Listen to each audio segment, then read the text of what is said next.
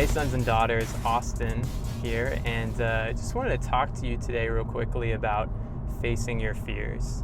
And to do that, I want to start out by telling you a quick story about myself. So like 3.5 years ago, I really felt like God was calling me to just wait on the Lord, like wait on Him, and not really pursue anything, but just kind of pursue Him. And at this time, there's a lot of things that I knew I wanted to do. I had some dreams in my heart, but I didn't pursue those things, just kind of waited on the Lord.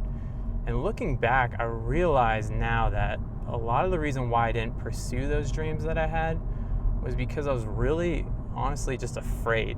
I was afraid to step out and pursue the things that I wanted to do or that I felt like God had put in my heart. And instead, I used kind of an excuse of, hey, I'm just in a season of waiting, a season of doing nothing but pursuing God, almost as like a cop-out to be like, I'm not going to pursue those things. And I know now in my heart, like the main reason why I was doing that was because I was just honestly afraid. And when we have goals and we have things that we want to go after, oftentimes it's scary because it's taking us out of our comfort zone. And there's a story in Matthew 25 that I absolutely love. It's a parable, the parable of the talents. And basically there's this master who gives 3 different servants a different level of talents, and he comes back and 2 of the servants have multiplied what they've given him. And then the 3rd servant hid the talent in the ground and just gave that 1 talent back to the master.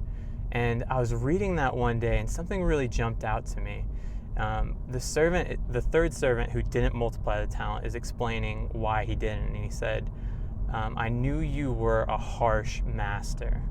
And I think one of the things that keeps us stuck where we're at and kind of in that place of fear is we have a wrong perception of God. And in this parable, God is represented as the master.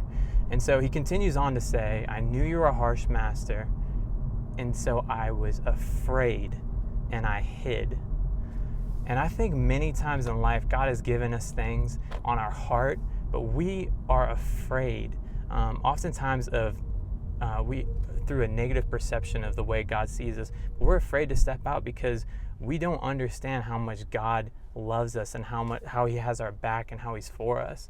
And so when I saw that, I was like, man, I've been living so small because I had this perception that God was just looking for an excuse to almost punish me if I didn't do well enough. And I just had this revelation that there are so many people that are hiding their talents. They're hiding the gifts that God has given them because they're afraid. They don't realize how much God is for them. And guys, I just want to encourage you, if you find like you're in this place of you feel like, I'm afraid to do anything and I'm going to wait on God until I feel like I have the courage to do anything, I want to encourage you to step out today in faith. Just move forward with what He's placed on your heart. And what I've found is as I do that, that's when God is able to show up. That's when He's able to show Himself faithful. And it's oftentimes in those times where God will speak the most amazing things to me in the assurity that He's got my back and He'll come through. And there's another verse that I love. It says, perfect love casts out fear.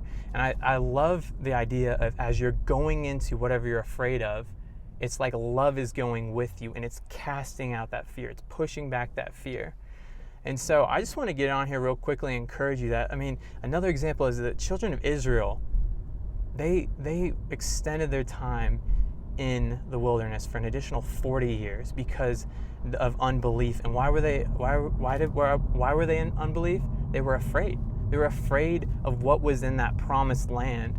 And guys, I want to tell you that God has not given you a spirit of fear. He's given you a spirit of boldness. And He'll call you into things that are beyond your comfort level to show you that He's God.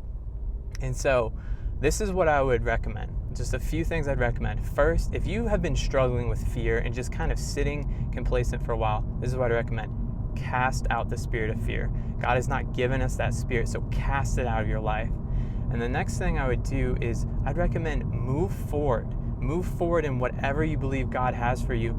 And as you do that, God is going to move with you and He's going to show up in an amazing way. And there's one other thing I want to tell you that has really helped me in this. So when you move forward, past your fear, even in the midst of that fear being there, what you're going to discover is you're going to have that emotion of fear. But when you get past that thing you're afraid of, that fear will turn into a different emotion or a different almost like source. It'll turn from fear to confidence because you will realize that it wasn't that big and you were able to get past it because of the strength that's on the inside of you.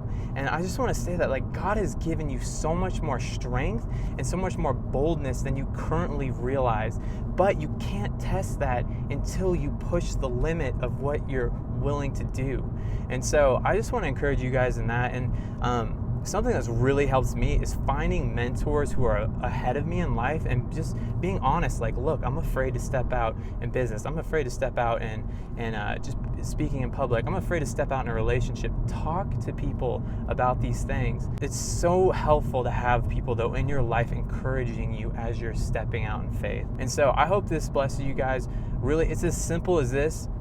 Step out into the thing you're afraid to do. If God's put on your heart, step out and do it and watch him come through, because he's a God of miracles and he's going to meet you there. So that's what I got for you guys today. I'm so proud of you guys, and so amazing. It's so amazing that we get to communicate this way. But yeah, leave a comment. I'd love to hear from you, and go out there, face your fears, and I'm excited to hear the amazing things that you guys are going to do. See you later, sons and daughters.